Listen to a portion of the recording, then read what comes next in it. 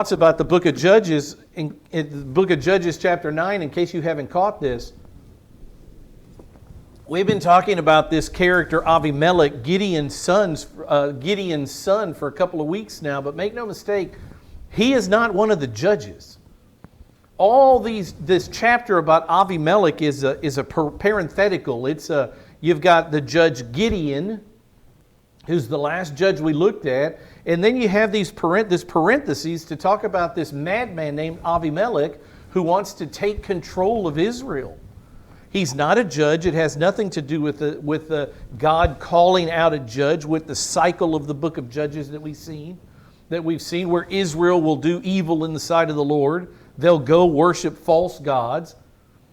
And the second part of the cycle is that God will bring a nation against Israel to punish them. Eventually, Israel will cry uncle. They'll cry out to the Lord for deliverance. That's the third part of the cycle. And the fourth part of the cycle is God will raise up a judge. As we've seen, Ehud, Othniel, Gideon. We'll see Jephthah next week. We'll see God raise up these judges to enter into military conquest, leading Israel into battle to knock off these powers that God has let come upon Israel to persecute them. It's a strange thing because God's totally in control of the cycle. So he brings people to harm Israel, and then he lifts Israel up to harm those people. And you see this cycle. But it should have never been like that. If they'd have been living according to the Mosaic law that God gave Israel to live by, the law of Moses, the 10 Commandments, and all the other commandments, the relationship between God and Israel would be perfect. Beyond perfect. Like a peace we've never known on this earth is what Israel could have had.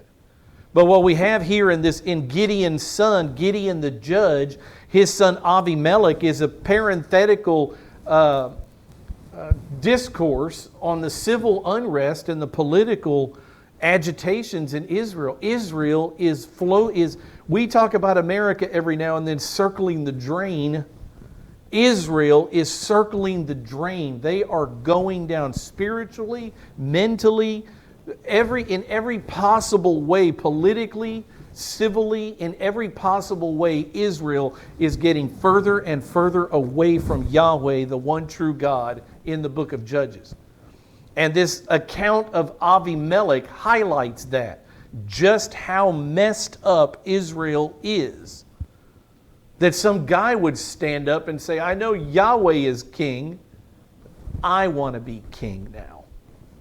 That's how far gone these people are.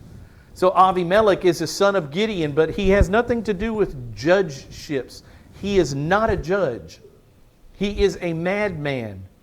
He is a paranoid, self-deluded madman who wants to take the position of God. And I think this is in the book to show us just how far Israel has fallen from walking with God. So there's a consequence to rejecting the authority of Yahweh, and that's what we find out here in this guy Avimelech, who says, I don't want him to be the authority and the king. I want to lead Israel. I can do this.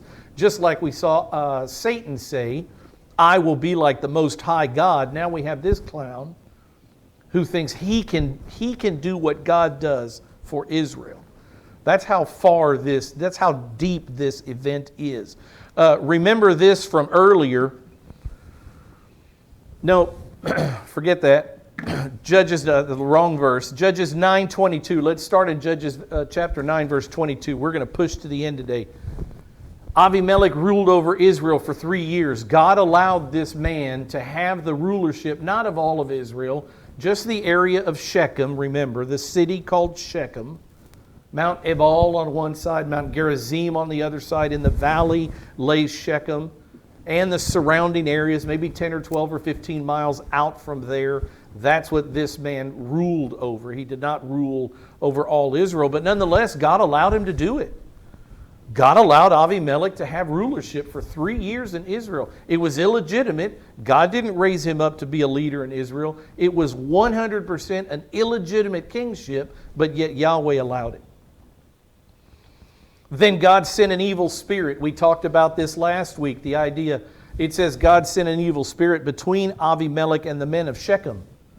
And we talked about the fact that we looked at different verses, Job and other verses in the Bible, to show that God uses demons when it suits His plan. He uses all of His created order. Angels, demons, men, women, children, nature. Remember Balaam's donkey? God uses whoever He wants to use whenever He wants to use them to further His plan. And His plan here is clearly to destroy Avimelech, this illegitimate king, and to destroy the men of Shechem who helped raise him up to kingship against Yahweh.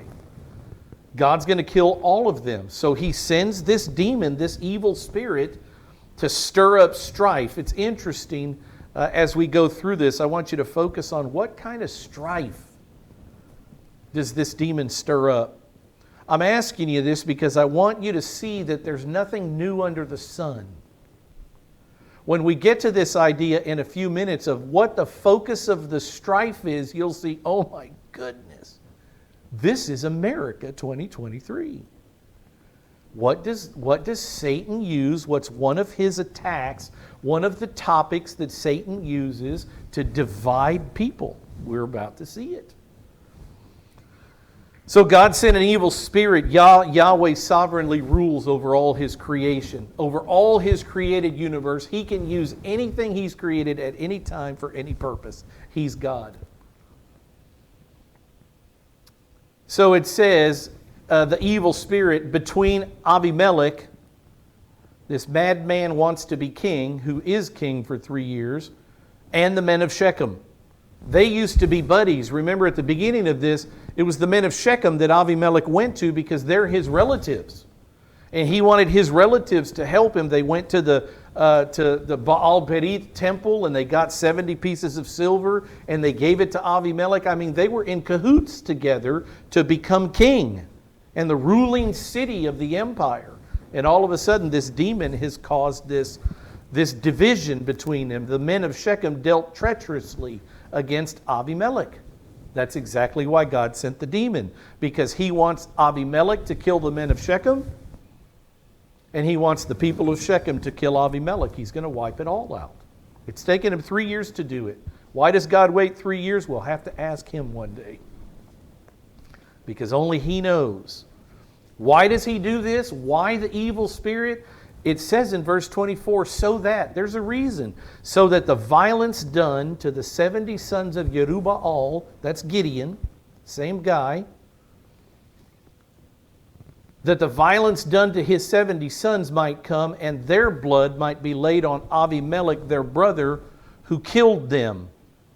Remember, Avimelech, in his quest to be king, killed his 70 brothers on one stone. And God, who loves humans made in His image and His likeness, God who has a value for human life, avenges murder. And here we are. It's the day of vengeance. And that's why He sends the Spirit, because He has a plan that the men of Shechem will destroy Avimelech and Avimelech will destroy the men of Shechem. He's not even going to bring anybody else into this. Only God can do this. On the men of Shechem, it says, why is He against the men of Shechem? Because they strengthened his hands to kill his brothers. If they hadn't given him the 70 pieces of silver, if he wouldn't have been able to hire those henchmen, those men that followed with him, he wouldn't have been able to overpower 70 of his brothers. The men of Shechem fueled this. So God sent the demon, as we see here, to avenge the death of 70 innocent men. 70 men out of however many billion were on the earth. 70 innocent men died. And God takes a personal, avenging interest in this event. Make no mistake that God values human life. Every single human life. This is an extreme event to avenge the death of 70 men. The value of human life, we get it from God, who values His creation men and women made in His image and His likeness. So in verse 25, the men of Shechem go first. The strife has begun. And what happens? It says, the men of Shechem sent men in ambush against him on the tops of the mountains. Shechem is in a trade route, caravan route, between these mountains, the Ebal and Gerizim. And so what happens is this guy goes after the money. We're going to stop the money flowing into Abimelech's kingship. So it says the men of Shechem set men in ambush against Abimelech on the tops of the mountains, and they robbed all who might pass by along them on the road, and it was told Abimelech. The robbery was of the tolls on this trade route, the tolls, the tribute money that they would pay to the king to be able to pass through his land. The men of Shechem are stealing it. Interesting that they go after the money first. Don't we hear that all the time today? Follow the money. You want to find the rat? Follow the money. There's nothing new under the sun. Keep reading. So people weren't passing by this way as much because they didn't want to get robbed. So the trade money stopped coming in. Verse 26, we have a new person enter into the story, this man named Gaal, G-A-A-L, Gaal, and he stirs up more strife between the men of Shechem and Abimelech. And here's the focus. I want you to see how he does it. How does this demon who comes to Gaal, how does he stir up strife? What's the focus? What's the topic? Look at what it says. Gaal, the son of Ebed, came with his relatives. He crossed over into Shechem. Here's the guy who's going to overthrow Abimelech. Look how he does it. Look at the verbiage he uses. Gaal, the son of Ebed, came with his relatives. Remember, Abimelech had come to his relatives in Shechem. We have a relative thing going on here. Mine are better than yours. My relatives are better than yours. He came with his relatives. He crossed over into Shechem, and the men of Shechem put their trust in him. It was these same men of Shechem who put their trust in Abimelech 3 years ago. And now they're putting their trust in a new guy. Why?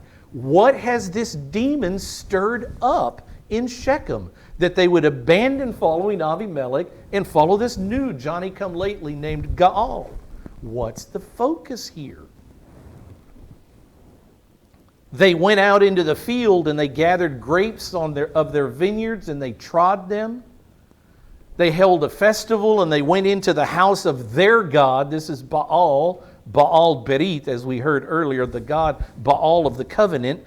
They went into the house or the temple of their god. So Baal worship was very well entrenched in Shechem. He had his own temple there. And they ate and they drank and they cursed Abimelech. So Gaal comes in, he convinces the men of Shechem they should follow him. They put their trust in Abimelech. Hey, you know what? It's harvest time. Let's go get the grapes. Let's have a big drunken festival. And when we get drunk in our festival, we will curse this man Abimelech. For what? What had he done? Nothing. The demon just came and stirred up strife. There's a reason how. There's a way how. Keep reading it. What is the evil spirit that God sends stir up? He stirs up distrust. You can't trust Abimelech anymore. You can trust me. Why? We're going to answer that question in just a minute. He stirs up jealousy. But jealous of what? What is there to be jealous of? Why can't Abimelech rule us anymore? What is there to be jealous of? It's going to answer it. Stirs up bitterness.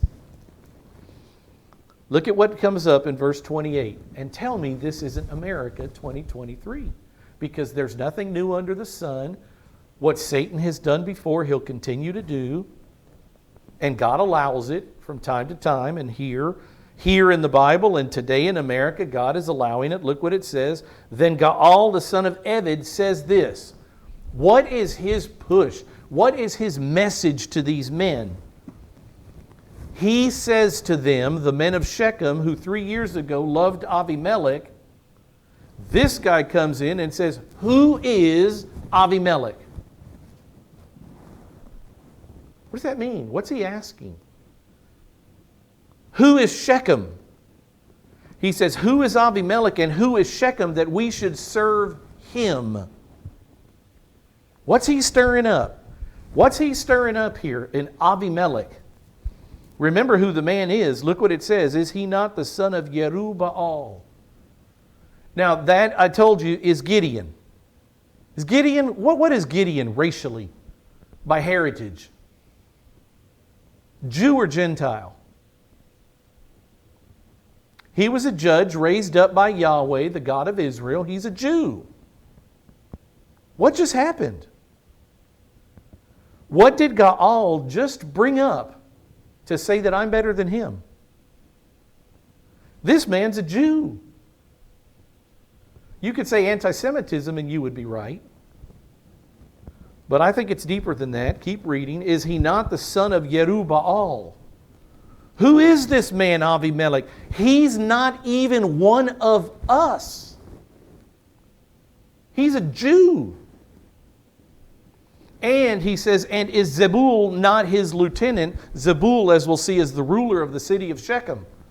So he says, not only is this guy a Jew, but he set up another Jew to rule the city of Shechem. What's wrong with you people? Have you no pride to let a Jew rule over you?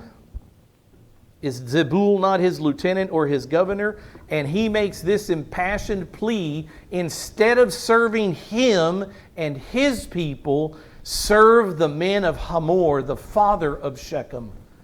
But why should we serve him, Avimelech? Again, Zebul is the ruler of the city of Shechem, according to verse 30. We're about to get there. And he is being ridiculed by Gaal in his own town.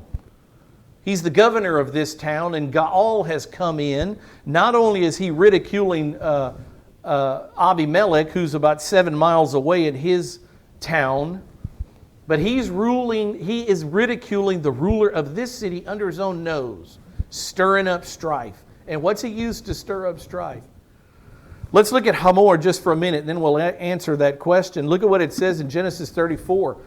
He says, serve the men of Hamor, the father of Shechem. Who is this guy and why did you bring him up? He is the father of these Shechemites. Listen to what happened in Genesis 34 verse 1. Hamor, as we'll see, is listen to me, a full-blooded Canaanite. Not a half-breed Jew married to a Canaanite concubine, which is who Gideon's son Avimelech was. What do we call that? The Jews, the Gentiles, the bloodline, the heritage, He's playing the race card is what he's playing. He's playing the race card. Judges chapter 9, nothing new under the sun. He's pitting one race, if you will. I know we're all humans, but that's what he's doing. He's pitting one type of people, one people with a certain heritage, against another type of people with a different heritage, and saying you cannot live in peace together. There has to be war between you. That's what the evil spirit comes to do. You think, how are we in this race nightmare in America? Because there's nothing new under the sun. It's what they do. It's part of the strife that they bring. Who is this man, Hamor, who Gaal talks about? Remember back in Genesis chapter 34, I'll tell you very briefly, that Jacob had 12 sons, the 12 sons of Israel. He also had at least one daughter. Her name was Dinah. Dinah, if you want to, but the Hebrews would pronounce it Dinah. She was the daughter of Jacob by his wife Leah, the older sister. This is this story. This is who Hamor is, the father of a rapist. And this is who this guy, Gaal, says we should be following his people, the father of a rapist. Listen to the story. Dinah, the daughter of Leah, whom she had borne to Jacob, went out to visit the daughters of the land. Foolish. Don't intermarry with them. Don't intermingle with them. And this is what Dinah did. She went out to check out the Gentiles. She went to have a few sleepovers with the girls there. was a disaster. When Shechem, not the city, but the man the city was named after. This is the heritage of this city. It was named after this man, Shechem, the son.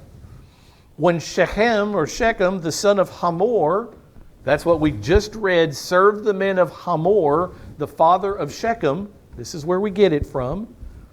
When Shechem, the son of Hamor the Hivite, or Canaanite, if you will, the prince of the land, when he saw Dinah, he took her and lay with her by force. What do you call that? Rape. Rape.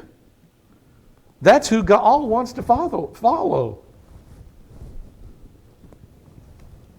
A few verses down, what happened to the rapist? Genesis 34, verse 25. Now it came about on the third day. Remember the men of Shechem? Shechem begged his father, go to their people and tell them that I need Dinah for a wife. The woman that I raped, I want to marry her because I love her. And the Jews came up with the plan. Levi and Simeon said, we'll join with you if you'll have all your men circumcised. You must be like the Jews. And so the men of Shechem said, look at how prosperous these Jews are. If we enter into covenant with them, we will share in their prosperity. I mean, this is a win-win for us. All we have to do is circumcise ourselves. Let's do it. So these foolish men of the city of Shechem, led by Hamor, said, let's all get circumcised. So that's what they did. And on the third day, when they were still in pain, as you might imagine, the two of Jacob's sons, Simeon and Levi, Dinah's brothers, they each took his sword and came upon the city unawares and killed every male. Now that's what you call murder. God didn't tell them to do that. They killed every man in the city for the rape that was done by one man. They killed Hamor and his son Shechem with the edge of the sword and took Dinah from Shechem's house and went forth. So now you know who this man is. Gaal says we should serve the men of Hamor, the father of Shechem, and now we know that who this guy is. He's a full-blooded Canaanite. He's not half Jew, like Gideon's son Abimelech. He's a full-blooded Canaanite. He's the father of a rapist named Shechem, who the city is named after, the rapist who raped Jacob's daughter Dinah, later killed by Jacob's sons on the third day after their circumcisions. That's who this is what the situation in the land of Canaan, the land of Israel, this is what the situation is. It is a disastrous chaos. So here is this man, Gaal, who presents himself as a true son of Hamor. I am of your heritage entirely. I am of your race. I am Canaanite. And yet here is this half-blood, half-Jew, half-Canaanite, Abimelech. You should not follow him, you should follow me. So verse 26 here says the men of Shechem put their trust in Gaal. That means they were convinced by his plea that based on race, I'm a better leader than him. Are you catching that?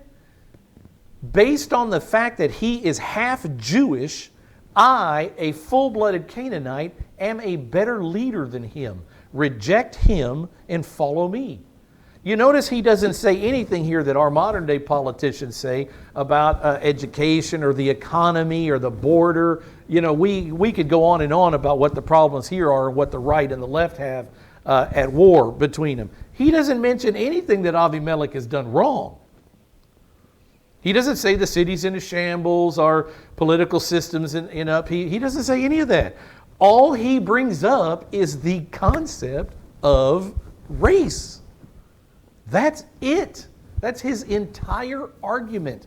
I am a full-blooded Canaanite, and this man isn't. I am more fit to rule. So what is the demon that God sent use to stir up strife in the land of Canaan? Race, color, a birthright, heritage, a total non-issue. What does God say in the book? In the book of Galatians, he says there in the church there's neither Jew nor Greek. There's either bond nor free. So there's no racial distinction in the church. I don't care if you're black, blue, yellow, white, brown. It doesn't matter. There is no distinction in the eyes of God. In the church, as Christians, there is no distinction. There's neither Jew nor Greek, so it doesn't matter where you're from. There's either bond nor free, so it doesn't matter how much money you have in the bank. You're all welcome in the family of God. And there's neither male or female. So in the church, we all have roles to play, and the Bible highlights those roles. But before the Lord, there's not a woman's soul in here that is less valuable than a male soul, including the soul of your pastor. We're all equals here. We have different roles that we fulfill in the church to make the church function according to what God tells us in the Bible. But we are absolute equals when God looks at us. But this guy Gaal comes in and says, oh no, we're not. I know this isn't church. This drops back into Israel. But he says the Jews are lesser. And what had God promised Abraham? You will be of my people and I will be your God. I will elevate you. You will be the exalted nation of all of the earth. And here's this guy Gaal saying, forget all that. The Jews aren't exalted. They're to be put down. So we very clearly see anti-Semitism in the Bible here and the stinking race card being played. Nothing new under the sun. Genealogy is more important than who you are as a person. Genealogy is more important here than who's the better leader. And that's exactly what Gaal brings out, just genealogy. Verse 29, would therefore that this people were under my authority. I wish that I was their leader because I'm a better leader because I'm a full-blooded Canaanite. I'm one of them. Another thought, there wouldn't be one single Canaanite in the land of Canaan if Israel would have done what Yahweh told them to do when they entered into the land. Kill them all. Don't leave anything alive that breathes. But yet they didn't follow Yahweh's command. Instead, they intermarried with them and they eventually fell to the worship of the false gods. And here we have this chaos in Israel. All this murder going on in Israel because Israel didn't honor the word of God and do what he told them to do in the first place. A disaster. So he wants the people to be under his authority, this Gaal. He says, then I would remove Avimelech, and then he makes this courageous statement. And of course, Avimelech is not there to hear it, but he says, increase your army and come out. I want to go to battle with you. And so Zebul, who is the Jew that's under Avimelech's authority, hears all this, catches wind of this, and he warns Avimelech. Look what it says in verse 30. Zebul, the ruler of the city, heard the words of Gaal, the son of Ebed, and his anger burned. So he sent messengers to Avimelech deceitfully. Deceitfully meaning he didn't want Gaal to find out about it, because that would blow the fact that he was tipping off Avimelech. So he did it secretly. He wants Avimelech to know the truth without getting caught by Gaal. These are the two people that are now at war, Gaal and Avimelech. So he has to be smart about the way he does it. But he is on Avimelech's side. Zebul is. He says, behold, Gaal, the son of Ebed, and his relatives have come to Shechem, and behold, they are stirring up the city against you with the help of that demon that God had sent. Now, therefore, he gives them a plan. Arise by night, you and the people who are with you, and lie in wait in the field. So come and hide yourselves in the field. And in the morning, as soon as the sun is up, you shall rise early, rush upon the city, and behold, when he, Gaal, and the people who are with him come out against you, do to them whatever you can. So there's the plan. So verse 34, so Avimelech and all the people who were with him, they arose by night and they lay in wait against Shechem in 4 companies. So Avimelech has brought his troops. He's divided them into 4 companies and they're waiting for daybreak. Gaal, the son of Ebed, went out and he stood at the entrance of the city gate. Early in the morning, half asleep, walks out to the gate of the city. And look what it says, Avimelech and the people who were with him arose from the ambush. So they see the city gate open, realizing in the evening the gates would close. The city gates are now opened. Gaal, this man, is standing in the city gate. They can see him, so they arise and they start coming toward the city, these four companies. Look at verse 36. This is interesting. When Gaal saw the people, he said to Zebul, now Zebul, the governor of the city, the ruler, is right there with him, orchestrating this, making sure it all happens properly. So Gaal sees these people. He sees Avimelech's troops coming, and he says to Zebul, look, people are coming down from the tops of the mountains. Name the mountains. Ebal, Gerizim, on either side of this city of Shechem. But Zebul said to him, you are seeing the shadow of the mountains as if they were men. I don't know why Gaal bought it, but he did. Again, first thing in the morning, half asleep, the sun just rose. Zebul says, no, those aren't men at all. That's just the light, the shadows playing tricks on your eyes. Verse 37, Gaal spoke again and he said, behold, people are coming down from the highest part of the land, and one company comes by the way of the diviner's oak. A diviner is a soothsayer, somebody that speaks to a false god to try to determine the future based on magic. So there's an oak tree there that was known where the diviners or the soothsayers hang out, because idolatry is rampant in the land of Canaan. So this guy says, I can see that these are people. And Zebul says to him again, where is your boasting now? Remember, he said to Abimelech, come out. What did he say? Bring your troops and come out. Increase your army and come out. So Zebul says, where is your boasting now with which you said, who is Abimelech that we should serve him? Is this not the people whom you despised or hated?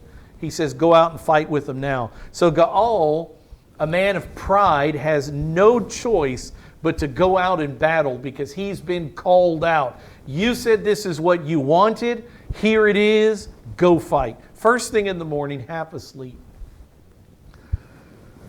So here we go into battle. Gaal went out before the leaders of Shechem and he fought with Avimelech. All God wants in this is for Avimelech to die and for the men of Shechem to all die. Look at the story that's being told to us, the lengths that God goes through to avenge the deaths of 70 men. 70 innocent men, the sons of Gideon. So Gaal went out with the leaders, fought against Avimelech. Avimelech chased him.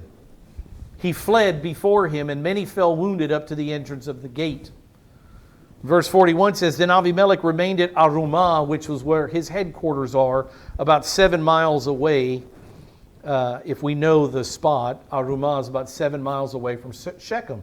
So they're on this 7-mile, one army chasing another army, killing people as they go. And when they reached Arumah, Avimelech stopped. He didn't go any further. He stayed there. But it says, but Zebul drove out Gaal and his relatives so that they could not remain in Shechem. He cleansed the city of all these people, Gaal and his relatives. In verse 42, the story continues. Now it came about the next day that the people of Shechem went out into the field. So Avimelech hasn't had enough blood yet. It wasn't enough that the army came out and he destroyed the army. Now he wants to kill everybody in the city.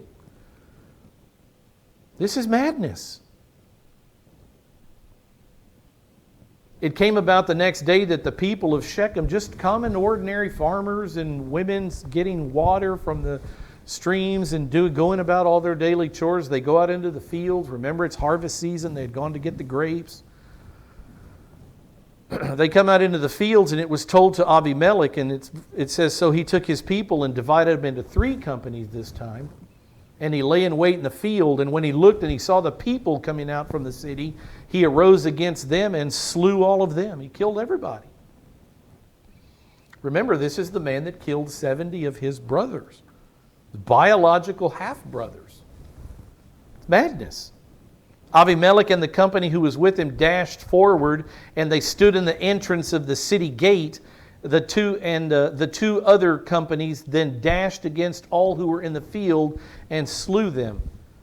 Verse 45 says, Avimelech fought against the city all that day. I mean, he wanted everything in that city dead. He fought against it all day, and he captured the city, and he killed the people who were in it. Still not good enough for him. What does he do? He razed the city, he tore it all down, destroyed the buildings, and he sowed it with salt. The ultimate ending to the city. He sowed it with salt. It would make the city uninhabitable. It would make it infertile.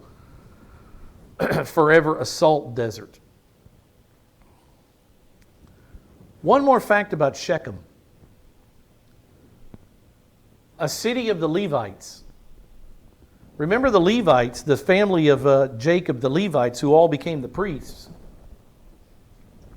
When Israel went into the land, I've showed you the map a bunch of times. When Israel went into the land, all the different tribes, Simeon, Judah, Dan, Naphtali, Asher, all of them got their own territory. But not the Levites. The Levites got 48 cities. And they were strewn all throughout Israel, so that at any given time, when you needed the counsel of a Levite priest, a Levitical priest, you weren't more than 10 miles away from a Levite. Shechem was one of the 48 cities that was given to the Levitical priests. Now, I'm saying that because if any city should have been safe from idolatry, false god worship, the building of a temple to the false god Baal of the covenant, if any city would have been protected, you would think the Levites would have kept Shechem pure. Even the priests of Israel had fallen completely. Instead of representing the people before God and God before the people, they have allowed Shechem to turn into this place. Another fact about Shechem, it was one of the 6 cities of refuge where a manslayer was supposed to go if he had accidentally killed someone until he could have a fair trial. Shechem was one of those cities. And now look at Shechem. It's destroyed. The city's been razed. All its buildings have been destroyed. And this man Avimelech has sown it with salt. How far can you go? Verse 46 to 49 gives some more detail about the day that Avimelech fought against the city of Shechem. So at the end in 45 it says he captured the city, killed all the people. Verse 46 says, oh, let me just give you one account of that day. So for 3-4 verses, this is what it says. When all the leaders of the tower of Shechem heard of it, they entered the inner chamber of the tower of El-Berit, or Baal-Berit, this god of the covenant. So their false god has a temple in the middle of the city, and they run into the temple thinking, who's going to protect them? Their god Baal. We're safe here. This is our God who we worship. Certainly He'll protect us in His own temple against this Yahweh God. But as we'll see, He will not. It was told Avimelech that all the leaders of the tower of Shechem were gathered together, so Avimelech went up to Mount Zalmon, a nearby mountain where there was trees, and he gathered firewood. He and all the people who were with him. Avimelech took an axe in his hand. He cut down a branch from the trees. He lifted it up and laid it on his shoulder. And then he said to all the people who were with him, what you have seen me do, hurry and do likewise. So he cuts down a branch from the tree, puts it over his shoulder and says, everybody take a branch from the trees. We are going to have a fire. All the people also cut down each one his branch, and they followed Avimelech. And they put them on the inner chamber in this temple to this false god, and they set the inner chamber on fire over those who were inside, so that all the men who had hidden themselves in the tower of Shechem, trying to be protected by Baal-Berit, their god, so that all the men of the tower of Shechem also died, about 1,000 men and women. Now, look at the size of our church. I think there are 88 chairs in this room. Imagine how big the worship center was, the temple to the false god, that 1,000 men and women were able to cram into it. Idolatry was alive and well in Israel. It wasn't just a little offshoot by some straggling people. It was focal. They had a ginormous temple to a false god there that they were able to go into and try to hide under the protection of their God. Now remember the curse. So these men have been burned. The inner chamber was set on fire. All the men of Shechem died by fire. They burned to death. And remember this verse. This is what Yotam, remember there were 70 sons of Gideon, and Abimelech killed all of them except for one kid. One of Gideon's sons was able to escape by the grace of God, and his name was Yotam. And Yotam told the men of Shechem, he laid a curse on them. In chapter 9, verse 20, it says, "But if not, if you haven't dealt well with Gideon, and with Gideon's family and Gideon's 70 sons, because I know you haven't, I'm one of them, and you killed all my brothers. If you have not dealt well with Gideon, let fire come out from Abimelech and consume the men of Shechem." What just happened?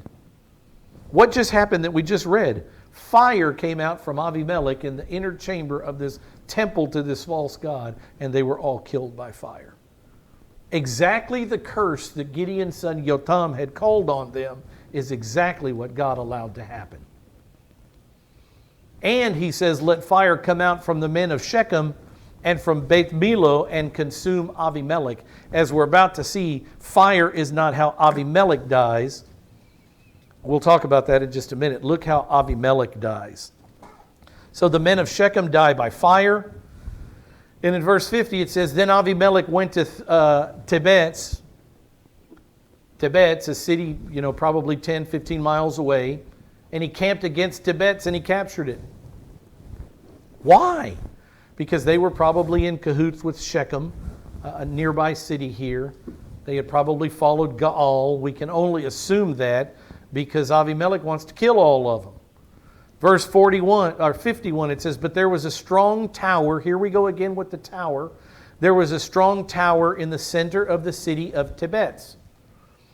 And all the men and women with all the leaders of the city fled there and shut themselves in, and they went up on the roof of the tower.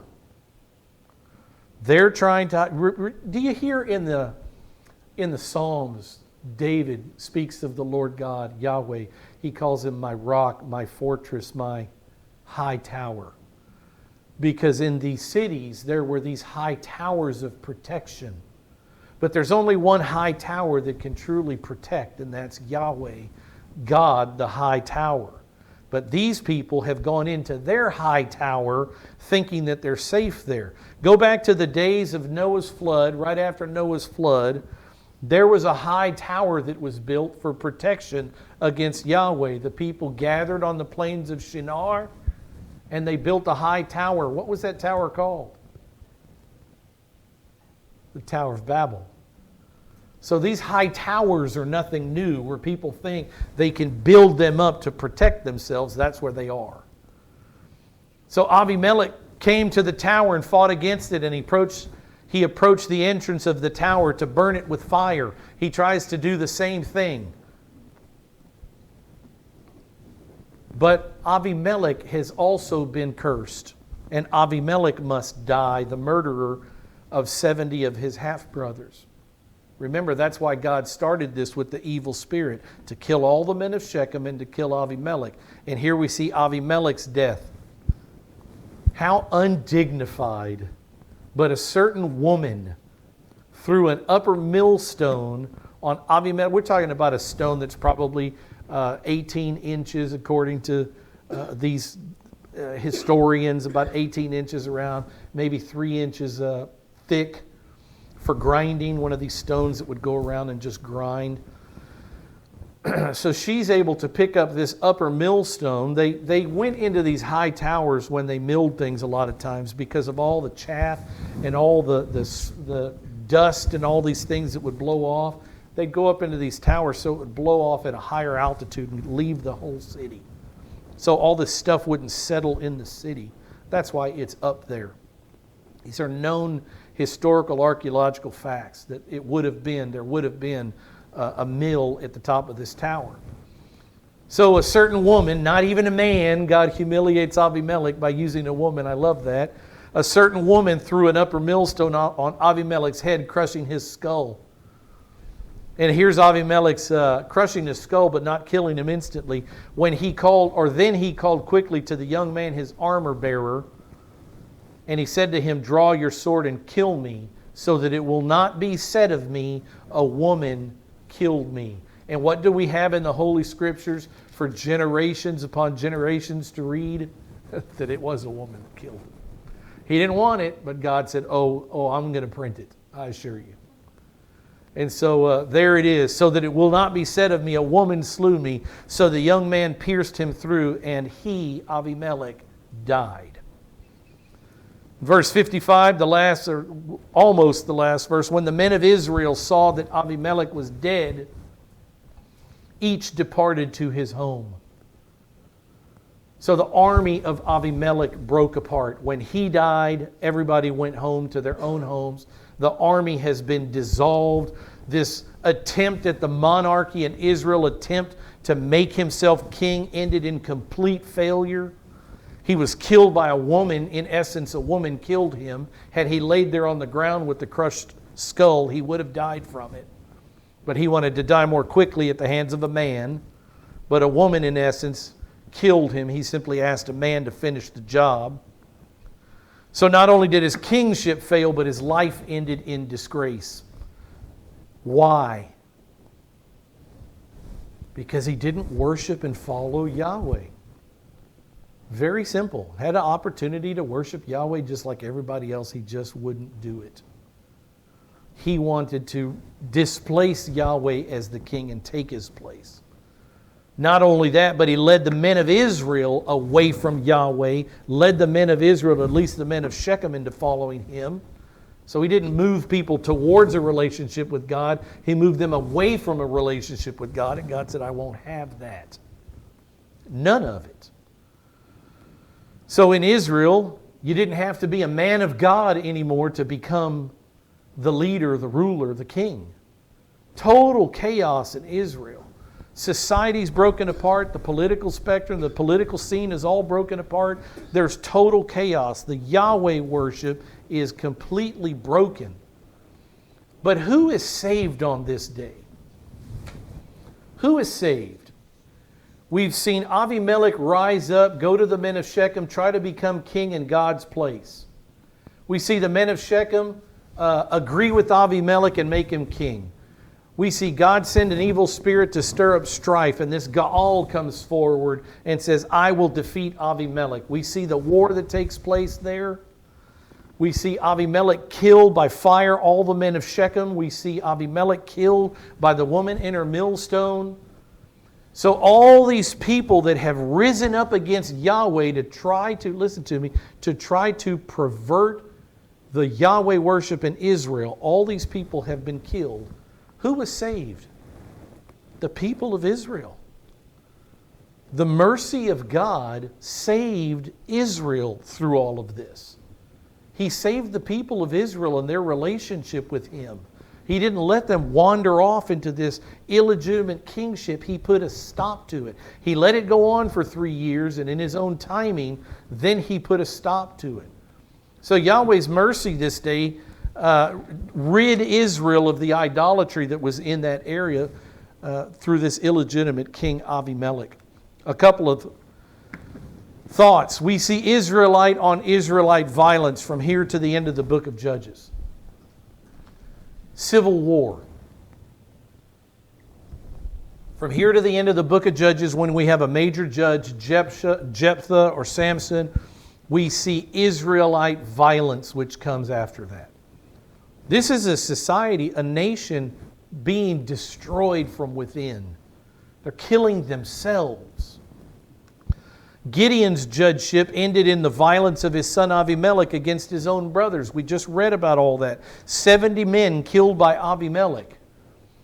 What does Gideon's judgeship end with? Not peace, violence in the land. That's a hard word for me to say. Jephthah's judgeship will end in civil war. Israel on Israel, Jew killing Jew. The furthest thing from God's plan. Judges 12, 1-6, we'll see war. Samson's judgeship will end in civil war in Judges 17 to 21, when the tribe of Benjamin is almost completely wiped off the face of the earth at the hands of the other tribes of Israel. But this time, there will be no period of peace after the war, just chaos in Israel. And this is how the book ends. It will end in utter chaos. And this is the reason why the very last verse in the book of Judges says there was no king in Israel in those days. It's not that Israel needed a king. Yahweh was their king. But there was no human king. And they also weren't following Yahweh as king. So in essence, there was no king in Israel in those days. And what's the response? Everyone did what was right in his own eyes. I want to worship Baal. I want to worship Ashtoreth. I want to worship Chemosh. I want to worship Moab. I want to burn my child in the fire to Molech. I want to sacrifice my son and my daughter, my living son and daughter. I want to kill them and offer them to a false god. Every man was doing what was right in his own eyes instead of doing what God told through Moses for Israel to do.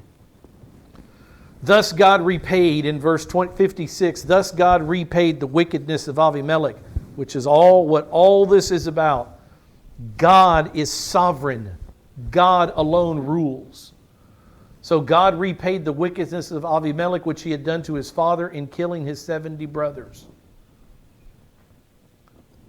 Interesting that Avimelech was killed by a stone. Remember how he killed the 70 brothers? On one stone. Retributive justice. The punishment fits the crime. God is always fair. Very interesting to read of how God takes justice in the Bible. And verse 57 ends, God returned all the wickedness of the men of Shechem on their heads, and the curse of Jotham, the son of Jerubbaal, Gideon, came upon them. Again, this whole chapter 9 is an aside to show just how civilly at war the nation of Israel was with themselves. It was a disaster. Israel was a disaster. And they get further and further from Yahweh. The society goes further and further away from God and gets worse and worse. And like this slide shows, that from here to the end, it's nothing but civil war. God brings the Philistines up. After they get rid of the Philistines, you'd think that brother would be hugging brother, but they don't. They take up arms against each other. Utter chaos. You walk away from God, utter chaos. America walking away from God, what are we seeing in the news? What are we reading every day? Utter chaos, because there's nothing new under the sun. And nobody, no nation, no people, no ethnicity, no heritage is outside of the fact that God rules in His own way. And if we don't do it His way, He will punish. That's what we're seeing. Let's close in prayer. Father,